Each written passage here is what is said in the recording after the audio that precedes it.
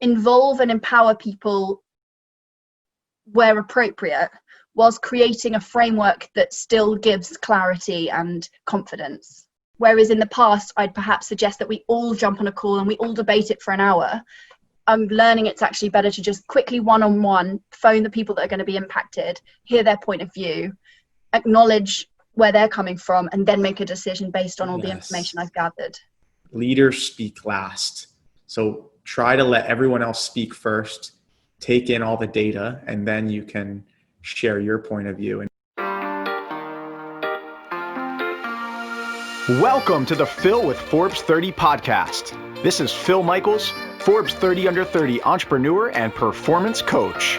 Every year, Forbes names the top 30 entrepreneurs, leaders, and stars in the world. And each week, I bring you one of them to help you level up in your life and business.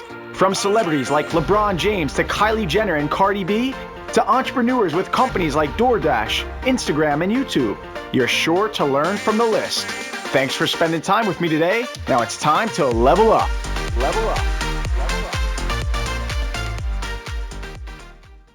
Welcome to Phil with Forbes 30 podcast. Today we have a very special guest. She converts people's attention and data into funding for good causes around the world, advertising for good. It's called GoodLoop, and she founded it in 2016 after turning her hand from advertising at Ogilvy to volunteering at a soup kitchen in Argentina. Today, working with the likes of Nestle, Unilever, the Co-op, Coca-Cola, and H&M, her ethical ad platform rewards consumers who choose to engage with advertising by donating to their chosen charity while delivering better ROI for advertisers. She is one of Forbes Europe's 30 Under 30 members and the face of the United Nations She Innovates global campaign. Please welcome Amy. Thanks for having me. What a lovely intro. Very excited to have you here. It's my pleasure. Welcome to the show. We were lucky enough to meet first in Israel, so I'm so excited to have you back after, 2 years. And we even had a reunion recently with the rest of the Forbes reality trip team, and it was such an amazing trip, wasn't it? It really makes you realize how impressive that group is, because 2 years has gone by in a flash, and then we all catch up and everybody's just done so fantastically well and, changing the world in their own little way. And it was a inspiring and intimidating in equal measure as a call, I'd say. That's a great point. And thinking about the Forbes list and the other members, where were you when you found out you made the Forbes list? Oh, I mean, I think I was at the pub. I seem to remember, they come on the email, right? And I would have this bad habit of checking work emails at the pub, but it just came up as unread. And I was with a couple of friends, so it was an immediate celebration. Do you remember who the first person you shared it with outside of your peer group? It would probably be the person that nominated me. A very impressive lady called Emily Forbes, who runs a startup a couple of years older than us, but we went through the same accelerator program. And she's always been a real source of inspiration for me. I think those mentors that are just a few years ahead of you, they're so valuable because they're really still in the trenches, and they've got a lot more hands-on expertise with the stuff that for you feels super new, and for them they've sort of chewed over for a little bit. Whereas, I have some advisors that are sort of 60 years in the industry, super mega senior, and they also play a role, but there's just this layer of detachment that I think, so yeah, Emily was definitely, she nominated me. She's helped me in so many other ways as well. And I definitely would have called her and been like, thank you so much. She must have been so proud. And you almost feel like you get to share in the success because you were somehow a part of it. And I totally empathize with your point about someone just a few steps ahead of you, because they might have just gone through with what you're dealing with, and now they can share their insights, what they learned. And sometimes if they're too old, they might be too far removed from the day-to-day activity. It doesn't mean they still don't provide value, but maybe it's a different form of value. And so one of the things I always tell my coaching clients is you should have 3 different groups of peers or friends. It's the people that are older than you, the people the same age, and the people that are younger than you. People that are older than you share the wisdom, and impart wisdom, for you to be able to do things that maybe they've done in the past or learn from their mistakes and experiences. The people that are around the same age as you, they're in the trenches with you. They might have just gone through with what you're dealing with, or might be dealing with a similar issue, and you can empathize with each other. And someone that's younger than you, because you want to give back and mentor others. And the more you coach and mentor others, the more it ingrains it in your head too. And I actually learn a lot from the people younger than me. There's a guy in particular that springs to mind. His name's Tim. He runs a company called Fan Bites. And I remember him so clearly when we met, because we were both at an investor event and we're both schmoozing, trying to get cash. And I'm sort of trying to get this investor to give me attention. I'm sort of tagging at his shirt sleeves, and his attention is immediately drawn to this other side of the room where there's this like group of investors, like a flock of geese. And so we walk over, and in the middle of this circle of like old white men is Tim, and he's this young black guy who's just going like, my business is brilliant and here's why. And and his business is all about tapping into the youth culture. So part of his brand is that he's young. And the investor that I was trying to get gave Tim a business card, and Tim literally looked at it like it was like a stale sandwich and was like, mate, I don't do business cards, text me. And I just remember thinking like, he's got such confidence. And I think I learned a lot from Tim. He was almost unabashful toward these investors, and you're like over here trying to get one business card, and he's over here treating it like it's no big deal.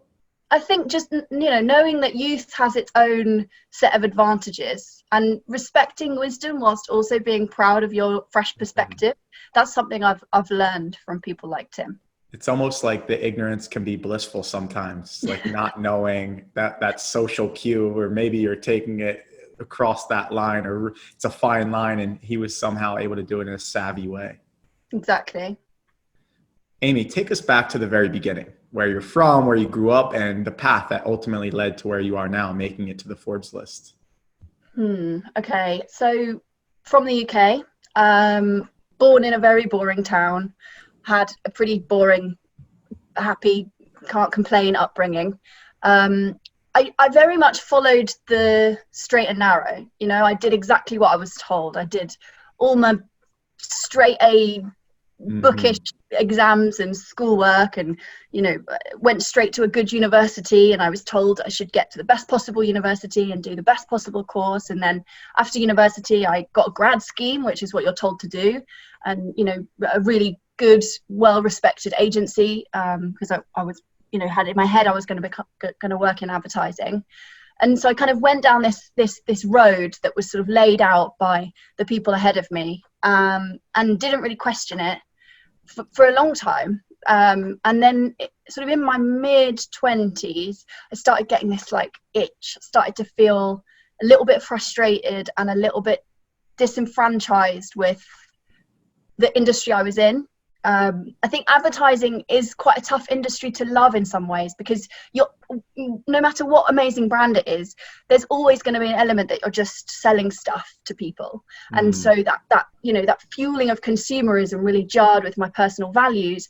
And then, it also felt like when I went to the pub at the end of the day, I felt like a lot of my stories are involving the pub. I do also have wholesome activities, but anyway, when I go to the pub at the end of the day and someone says, "Oh, what do you do?" and you say, "Oh, I work in advertising," people literally leave and move away, so they don't have to talk to you. I think it's such an unappreciated industry, and everyone's got an ad blocker now, right? And everyone like rolls their eyes when there's an ad in front of your cat video, and it just felt like there was a lot of negativity in the space. So that was kind of the point at which I decided to leave. And I really believed I was leaving for good. And I just thought, this industry isn't for me. I'm going to find something else.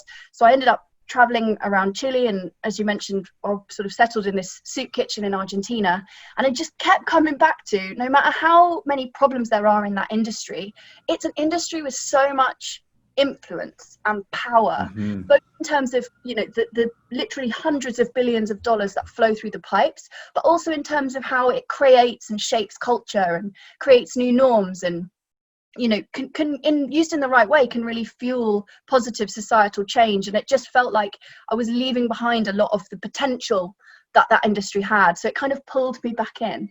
And coming back to it, GoodLoop was really my solution of how I could bring my knowledge and expertise within advertising in line with my personal values about wanting to leave the world a bit better than I found it. You're able to bridge that gap between this dichotomy of getting people to do something that you want them to do, influencing human behavior, which can be extremely impactful. And you're like, well, these are my values over here. Why not do well and do good at the same time? They're not mutually exclusive. You can have both. Exactly. And I love advertising because I think it really dives deep into psychology and how human behavior works, behavioral economics, choice architecture, decision fatigue. How do I get this person to take that one extra click, for example? And if you're able to do that, there's a lot of psychology behind it. So when you were learning different strategies and let's say in your role that you were in advertising, what was maybe something that you were really impressed by, or like, wow, they do, or what company that, wow, they do a great job of advertising. They really generate not only maybe an impact, but they're very influential as well. My biggest inspiration when I was at Ogilvy, which the ad agency I worked at, was always Dove. And it's such an obvious one, but it's a brand that has genuinely changed society for the better. Their whole campaign around championing real beauty and challenging fake beauty standards, it's gone to the heart of why people buy those products, and it actually has had real tangible impact. They fund self-esteem workshops globally for young girls in schools, and they also have really shifted the conversation in terms of the kinds of models that you see in ads. You look at the Got Milk campaigns of the 90s versus the real women that you see on our TVs today, and that's at least in part because of the work Dove did. And I think that they just had this really fantastic way of delivering tangible social change and selling more soap. And I guess that's another reason I love it, is because it's such a boring product. It's literally soap. And they've managed to make soap important to us at a more emotional level by baking in some of the values and the social issues that most matter to us as consumers. And so that was really a pivotal moment, was, working with the Dove team. Unilever was one of my key clients, working with that team, understanding the strategy behind that and thinking how that could be applied across the industry. I love that. Dove is incredible. And one of my favorite ads that sticks out to me as you're talking is, have you seen the one, and maybe you were actually a part of the team for this, where they have a criminal detective artist where he draws the images and he has someone describe a woman to him, and he has to draw the sketch of the face. And correct me if I'm wrong, this is how I remember it. And he has to draw the sketch of how this woman is described. And then they bring the actual woman in and he can't see their face. And now they describe themselves to him. And then at the end, they show both sketches, the one that appear described of them, and then the one that the woman themselves described of themselves. And the beauty is so dichotomous. I mean, it's so much more beautiful in the image of what other people saw this woman versus what she saw herself. I thought that was such a genius idea. Exactly. I completely agree. I know the team that worked on it, and the sad thing is, whilst they were working on that incredible campaign that has stuck in people's minds, it must be 10 years ago, I was working on 3 desks over, selling fabric conditioner to the Vietnamese. So I don't want you to think my life was all, glamorous Dove sketches. There's at a Tony Robbins event, I love Tony Robbins, in one of the events we went to, they play this and then they show a parody of it with men. Women are much more humble and they may be self-deprecating. The men, they have the men talk about themselves and they are just cocky and arrogant. They're like, yeah, I'm really strong, much more like a Brad Pitt. I look great. A lot of people say I look like Brad Pitt. It's just so funny. And then the person that's describing them are like, no, really not that good looking of a guy. And it was the complete opposite of the female version of the Dove commercial. You got to watch it. It's such a funny parody video. So That's amazing. So how did you make that transition? I mean, you said, hey, let's get rid of this used car salesman idea of advertising and let's shift it to be more social impact. Like, what was the moment you found success? So I wouldn't say there was one real watershed moment. It was eating an elephant in chunks. And the first chunk was trying to find a business partner. Because I was working in this soup kitchen in Argentina in the day, and then I was going to going to the hostel in the evening and just scribbling business plans and doing competitor analysis and putting together proposals and doing all the things that my advertising world had taught me to do, none of which is actually building a product. So I got to a point where I'd been sort of ruminating on the idea for several months. I'd also been on a course in social entrepreneurship in Chile. And so I got to the place where I'd got some financials and I'd got some really great looking PowerPoint slides. And it became increasingly apparent that the next step was to get someone that could actually physically build it. So I flew back to the UK and I had quite a few frogs to kiss. There was a couple of people I knew from my old life who said they would partner with me, and then after months of negotiation went cold and stopped answering the phone. And that was a real crisis of confidence, because it felt like they really knew the industry and they'd given up, and so maybe I should.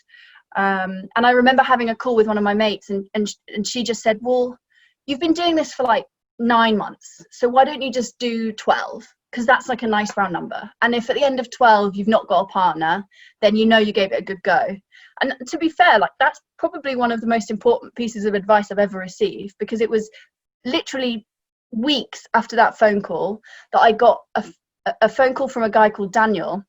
And I'd been posting on this blog, this like online forum for founders and entrepreneurs. And I'd been posting about my idea, and he just called me out of the blue and said, my name's Daniel. I build software in Scotland that's for advertising. I'm not super proud of what we've built so far. I think your idea could really, take it to the next level. Let's meet. And then there was this sort of weird decision where I kind of decided I was going to fly to Scotland to meet a man from the internet. It felt like I was going to get catfished or something. But we met in like Edinburgh airport, and he had like a flower in his lapel, and it was like a blind date. And we just spent all day sharing ideas and building on each other's own experiences. And by the end of that day, we had a business. So there was months after that of negotiations and investor conversations and all the other things, but that day in Scotland was the beginning of the business. This whole time I thought you were going to meet at a Scottish pub. And then she's at the airport. No, I'm like, there was pubs. There was pubs involved. Okay, good. I was getting worried, Amy. Very off-brand, Amy. No, don't worry. That's amazing. I mean, talk about advice for those listening too. If you are looking for someone, I use something called Co-Founders Lab, and it's like the Facebook for those looking for other co-founders. That's a great resource for if you're looking for a business partner. There's another app that's like Tinder for business. It's called Shaper app, Shaper spelled without the E. And then AngelList. AngelList is a bunch of people that just love working with startups and in the entrepreneurial world. So if you're listening and you're wondering, wow, I mean, I'm interested in meeting a partner, but I'm not sure I'm willing to meet with someone on the internet in Scotland. Well, here's 3 resources you could use. But that's an incredible story. And so what happened then? So the next step was investment. Daniel put a bit of his old company's money in, so we had a little bit of startup cash, but I didn't really have any money to my name. I'd just spent 9 months living in Argentina, so it was really like a sweat equity deal, and we just went out to investors in our space and started pitching it. And we were fortunate enough to get accepted onto this accelerator program, which really focused on advertising technology. It's called Collider, and the team behind Collider, Rose and Andy, the founders, and also Taz, who really was one of the key trainers, those 3 have for the last 4 years been foundational mentors and coaches. The advice they gave in those first 3 months really gave me a structure as I was building the business, but then also they're always there if I have a question, or if I'm feeling a bit uncertain, or even if I have some great news and I don't have anyone to share it with. Especially at the beginning, you kind of forget that one quite important part of having a team is having people to celebrate with. And so having that accelerator and that community gave me what I was missing in terms of that feeling of support. That's beautifully put. Accelerators and incubators are such a wealth of resources, knowledge, human capital, financial capital in some cases.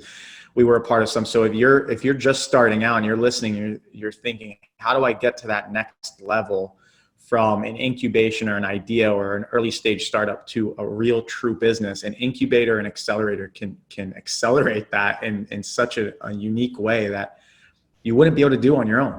It helps to have mentors and coaches. And I also love that your friend gave you a great tip of advice, which is, let's put a deadline on it.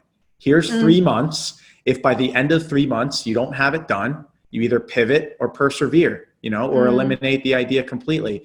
I think that's such a valuable lesson. It's like, let's put a timeline on not when we have to have it done maybe, but the decision needs to be made by this date. And it kind of lights a fire under your ass and gets you to the point where you need to start hustling. That's a good point. In retrospect, she probably deserves some equity, but let's not tell her. Thinking of you, Amy, outside of just the people that helped get you to where you are today, what do you think was the single most important personal attribute that got you to where you are today?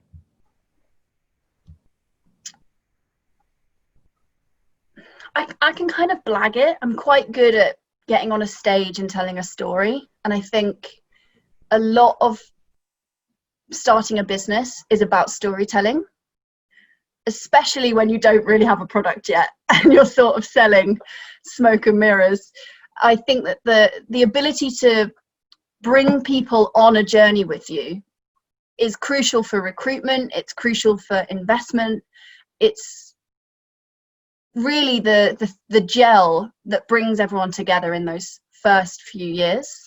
And I think that's been a real factor in our success. I mean, just as a tangible example, from day one, I have always done a monthly email to the investors, and that's pretty standard, but I've always tried to make it read like a story. And I've always tried to make sure that when I tell them something will happen in this month's email, next month I tell them how it happened and how we delivered on that thing we said we'd do. And so it always has this feeling of momentum. And I think that has really helped us in future investment rounds. I've always gone to my existing investors first, and we typically offer them better deal in exchange for coming in early, which not only gives us a little bit of extra runway in a time when we're raising and there's uncertainty, but it also gives new investors, real confidence, because it can show that you've got backing from people that know your business. And I feel that a lot of the reason that they keep following on and backing us is because they feel that sense of a journey, that sense of momentum. Storytelling is so important. It's the reason we love movies so much. And all of them, if you study the research behind movies, it starts with something called a hero's framework. And you get to see this hero move through their journey, the ups and downs, the trials and tribulations, the ebbs and flows of their journey. And they get help along the way. They have a pitfall, but they bounce back, and the resilience comes into play. And you are that journey, and you are sharing that with your investors along for the ride. And now they feel like they're a part of the story. They're impacting. I love that you do that. Instead of just a typical bullet points, you're saying, hey, let me share what's going on. And every time that you revisit what you said you were going to do, it builds confidence in from them to you. And they see, wow, this is our ROI is really making an impact here. And they want to, I love that you said the best way to get new investors is from your current investors. Just like the best way to get new customers is from your current customers. That's such a valuable lesson I learned. And thinking about lessons, because the journey doesn't just always paint a beautiful picture. I'm sure there's obstacles and challenges that you faced along the way. What's maybe the biggest lesson you've learned along your journey that maybe you wish you learned a bit sooner? Well, So many. I've learned to be more decisive. I've learned that no decision is 9 times out of 10 worse than the wrong decision. And I think getting a balance, especially as my team grows, I'm really trying to learn how to get a balance between creating a democratic culture where everybody feels involved in all decisions versus clarity and leadership and decisiveness, where everybody has more confidence because they know what's what and there's less grey area. And I haven't always got that balance right. And I think that's been a really big, like, ongoing lesson for me, is just to try and involve and empower people where appropriate, whilst creating a framework that still gives clarity and confidence. And as you can tell, I've still not nailed it. Decisiveness is important, but also making everyone feel like this is an inclusive environment. How do you get better at that? What do you do to enhance those skills? I mean, I think a lot of it comes down to empowering the team more and then creating more boundaries of who's deciding what, so that, you know, we're not all democratically involved in everything, but we all have our own sphere of influence. Clearly defined roles for everyone. They still have an involvement, but it's involvement within your defined role. Yes, exactly. I think I've got better at sort of checking in with everyone and then making a decision. So it doesn't feel like top down, but it also gets to a point of clarity quicker. Whereas in the past, I'd perhaps suggest that we all jump on a call and we all debate it for an hour. I'm learning it's actually better to just quickly one-on-one phone the people that are going to be impacted, hear their point of view, acknowledge where they're coming from, and then make a decision based on all the information I've gathered.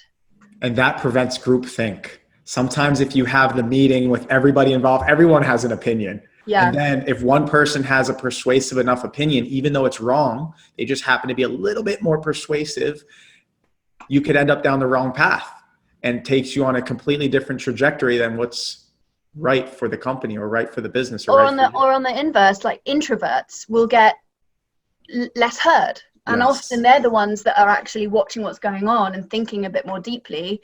So giving everybody equal space really helps. So you get that one-on-one time with them. That's smart. That's one of the things I think I wish I learned sooner was, you know, trusting my own gut instinct. And sometimes the way you can do that is by hearing everyone's point of view, and then you internalize it, let it marinate, and then you make the ultimate decision after you've let everyone else speak individually. Because I think that's the lesson, is leaders speak last. So try to let everyone else speak first, take in all the data, and then you can share your point of view. And it sounds like you have you've mentioned mentors and coaches. I think mentors and coaches are so important. I have my own, but I'm also a coach, so I'm biased. But one of the things I always tell my clients is athletes don't all have a coach, but all Olympians do. And you need these people that are taking you to the next level, even if it's that 2 millimeter shift. When you're playing at an Olympic level, that 2 millimeter shift makes all the difference of whether you land the Nestle and Unilever client and Dove, or if you don't, because at that level, everybody's competing at such an A+, acumen. Yeah, it's so true. And to your point on coaches, I think as the founder of a business, it's sometimes easy to forget to invest in your own learning, because I have realized recently that I've made sure every senior leader in my team has an advisor except me.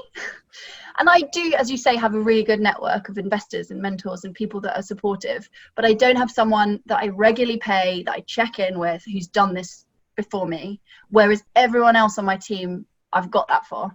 And like actually investing in yourself and being a little bit more aware of your own blind spots is quite hard.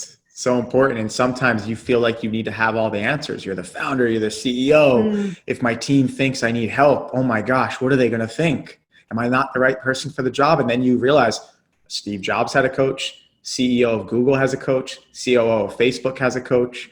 And coaching is becoming more mainstream, but that was, I think, the biggest barriers is letting the ego fall to the wayside. So, and I'm not saying you have this problem. I find it is a common problem though in the coaching world, is people think they have it all figured out. Like I have to have all the answers. So when you're ready to explore coaching, I'm here when you're ready. And if not, I have a good Rolodex to refer you to others. Let's just start now, live on YouTube. All right, here we go, ladies and gentlemen. You're here in the first session live with Amy and I.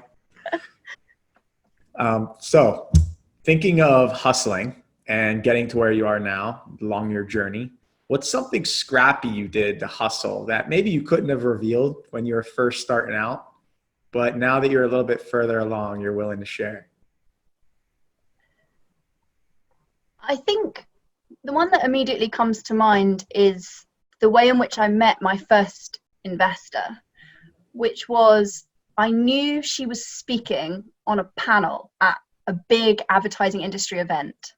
The tickets are like $1,000 each because it's a big conference, and I'm just this randomer with a PowerPoint slide and some guy in Scotland I've met.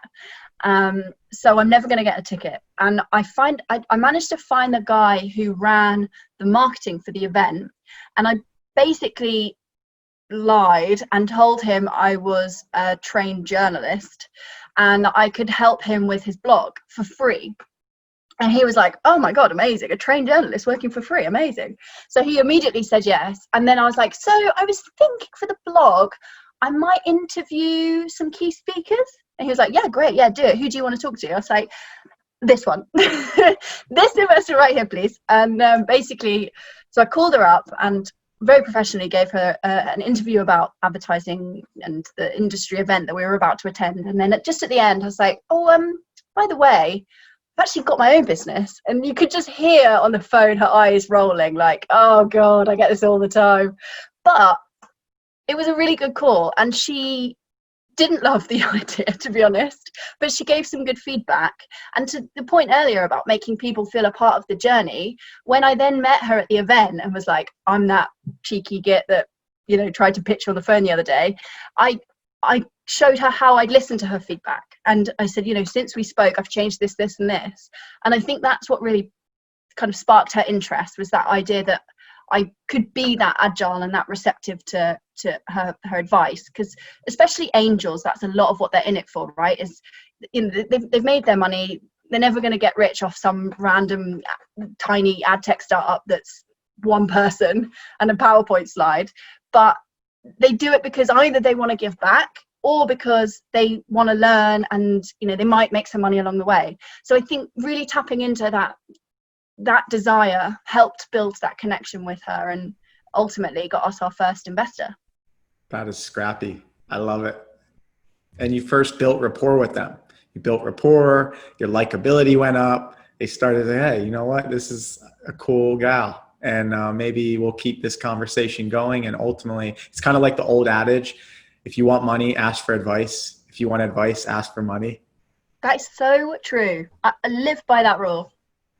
So there you go. So if you're listening and you're trying to get that one contact, maybe you need to pretend to be a journalist for a while and then pull the trigger at the end.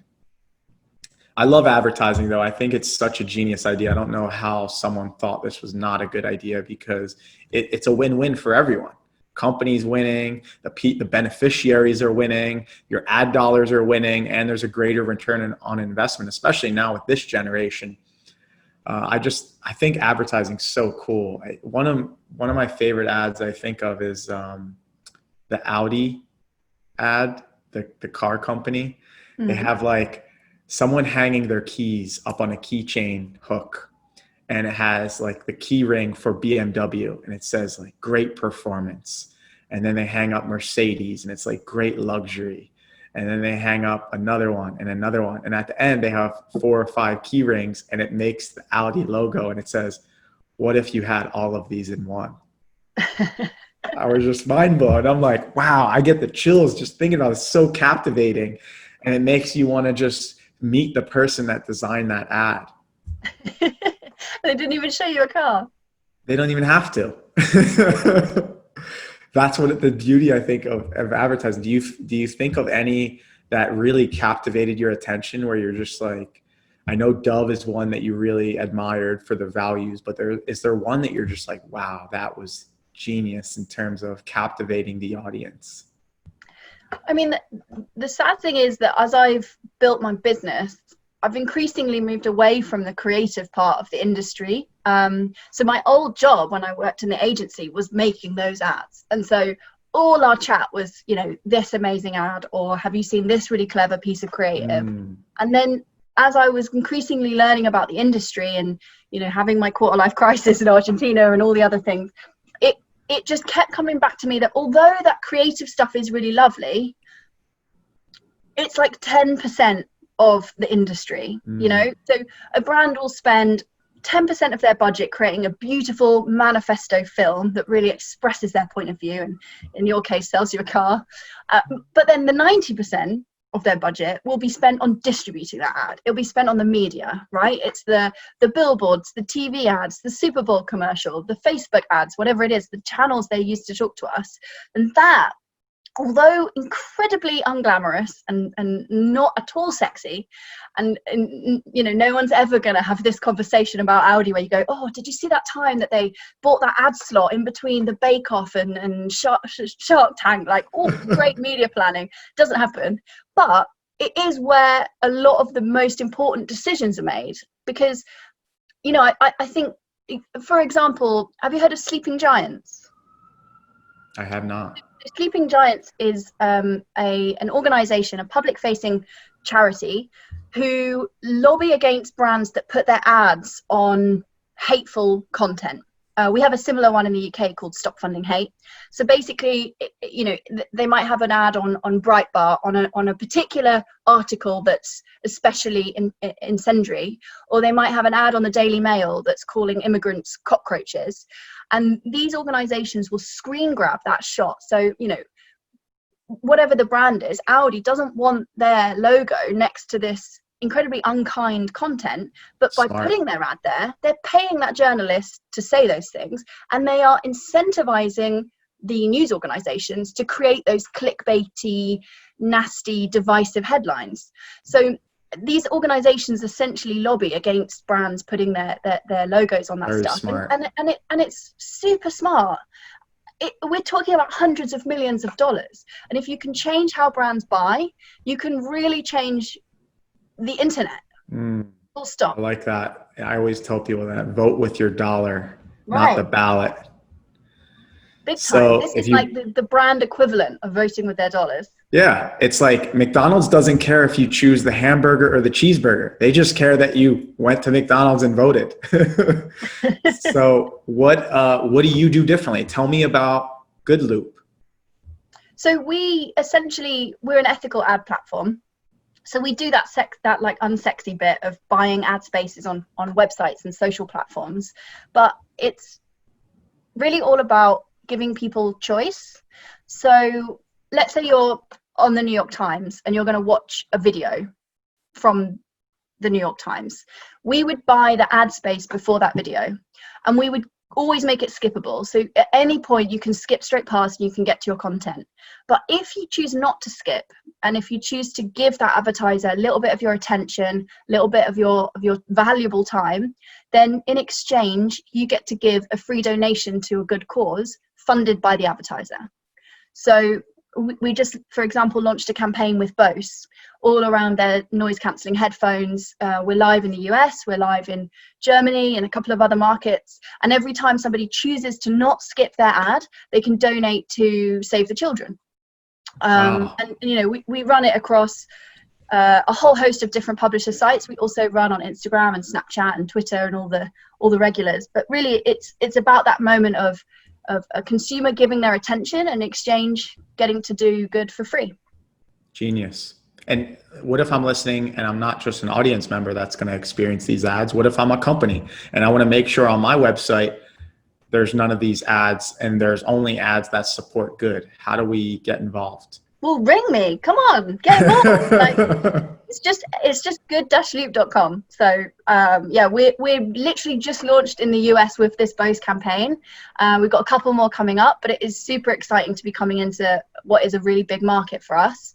And yeah, I think, you know, just as like a little plug, I would love to work with more brands globally that have that interest in sort of creating a bit more of a positive moment with their consumers online. And we'll put the link in the show notes, but can you spell it out again, the URL? good-loop.com. Perfect. All right, I'm Amy. so sad to admit that the dash is there because I couldn't afford the domain name without it. Well, whoever has it, give it up, ladies and now gentlemen. we've like established it, so we have to stick with it, and it's like, we need to get someone. You know, the same thing happened with us. We had Tembo Education was taken. It's not even being used. So we had Tembo Education Group. So it's an interesting story. But yeah, if someone is listening and you know how to get goodloop.com, you know who to call. Yeah. Yeah. Amy, we're going to transition now into something I like to call the under 30 seconds round. I'm going to fire off some questions and just answer with the first thing that comes to mind. You ready? Yeah. No, we have a bit. All right, there we go. We're at the Okay, now I'm ready. What is the book you've gifted more often than any other book, and why? Okay, this is a super easy one. It's Factfulness by Hans Rosling. Hans Rosling, yes. Who is Hans Marling? Is that like a... Have I made that name up? It's a good name too. But Hans Rosling is amazing. I met him at the Clinton Global Initiative, and his ability to take a complex idea and simplify it. The late Hans Rosling, God bless. But he is amazing at taking complex information, complex ideas, and turning into a beautifully presented story. Well, exactly. And I think my company converts ad dollars into funding for charitable organizations. So we really are at the front line of thinking about global issues and the NGOs that are solving them. And reading his book really helped me navigate how we can improve the world, because it feels so overwhelming as a concept. And his book just pulls back all the layers and says, these things are actually getting better, and let's celebrate that. And then this is how we can learn from that to move forwards again. It just, like you said, the simplicity blew me away. Yeah, the data shows one story, but when you pull back the layers and dig deeper into the data, you find things are a lot better than we may think they are from the typical mainstream media that we hear it from. All right, number 2, what's one of the best investments and one of the worst investments you've ever made, and why? Okay, so worst is easy because it's every time I've ever bought like a yoga course or like what's that like HIIT thing you do in the park, or I've always got some stupid fitness regime that I'm like, right, I'm going to book 10 classes, and then I don't go to any of them. I've wasted all my bloody money. So that's easy. I'd say best was probably that entrepreneur course I did in Chile, because it just grounded me and gave me the confidence to start this business. Chile and Argentina are amazing. I went there for my MBA program, so I definitely get there if you're listening. Amy and I are both advocates for it. What did you do about your worst investment? What are you doing now for fitness? Just getting fat. Just heading to Scotland for the pub. Hell yeah. Number 3, what's the most impactful thing you do in your morning routine and the most impactful thing you do in your evening routine? Okay, so Phil, I follow you on Instagram, and I'm aware how you're a perfect human. And so this is going to make me look really bad. But I basically, my alarm goes off at 9:17 a.m. and I start work at 9:30. And I like stuff a bit of toast in my mouth whilst also typing emails. So I have the most like unmindful morning. And then my evenings, I just like do emails until midnight and then watch stupid Netflix shows until way too late. This coaching is going to go great. We have a lot of area for improvement. I've got a lot. You got a lot to fix. Got a lot to work with, Amy. Well, is there at least a Netflix that you're currently binging or that you can recommend to the audience? I'm big into Schitt's Creek. I'm like deep in. There you heard it, ladies and gentlemen. First, here we go. Number 4, pretend you won the Peter Thiel Fellowship and you were going to get money to start a business rather than go to college. What's the very first thing you do to start your new business? I would get a Starbucks card, because connecting with people in the industry and just offering to buy them a coffee, and in exchange getting 20 minutes of their day to bounce an idea off them, like that is how you start a company. In my experience, the first 6 months of my company were literally just that, just like acquiring a caffeine addiction whilst getting people who know their shit to tell you why you're wrong. I love that. That's a great idea. Coffee shop. I mean, a lot of great things, conversations come from just being at a coffee shop or at a pub and writing the idea down on a cocktail napkin, and boom, you have a business. And also ending every meeting with, who should I talk to next? Because your network just grows so quickly. Yes. Always ask for a referral. And I always like to never end a meeting without having the next meeting already scheduled on the calendar. Ooh, you're impossible to shake. Number 5, last question. What's something you never knew you needed?